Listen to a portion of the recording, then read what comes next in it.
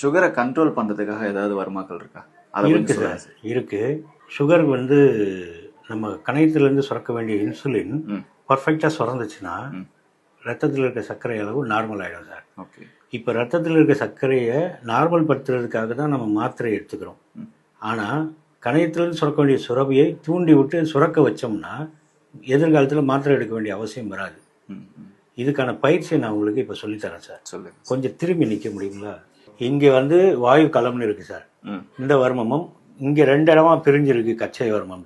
Okay. Blouse போட்டால் இந்த இடத்துல முடிகிற இடம் இதுக்கு நேராக. இப்போ இங்கே இப்படி, இந்த பக்கம் இப்படி, இதை தூண்டுபடணும்.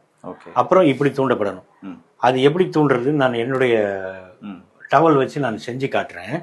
கொஞ்சம் இருங்க. இது போல ஒரு மெல்லிய துணி டவலு இல்லாட்டி ஒரு ஷால் எடுத்து இப்படி முதுகு பகுதியில் போட்டு, இங்கே பாருங்க நான் இந்த கையை எங்கே வச்சுருக்கேன், அவருக்கு தொட்டு காமிச்சேன் இல்லையா, அந்த இடத்துல தூண்டப்படுற மாதிரி இப்படி 20 முறை. சரிங்களா? அதுக்கப்புறமேலு இந்த கையை மேலே இந்த கையில் கீழே வச்சு இது கழுத்தை ஒட்டி இருக்கணும். இது போல் ஒரு 20 முறை. அதுக்கு பிறகு இந்த கீழே இது படுற மாதிரி 20 முறை. இதை மாதிரி ஒரு நாளைக்கு 5 முறை. இதை செஞ்சால் கணையத்திலிருந்து இன்சுலின் சுரந்து ரத்தத்தில் இருக்க சர்க்கரை அளவை நார்மல் ஆக்கும்.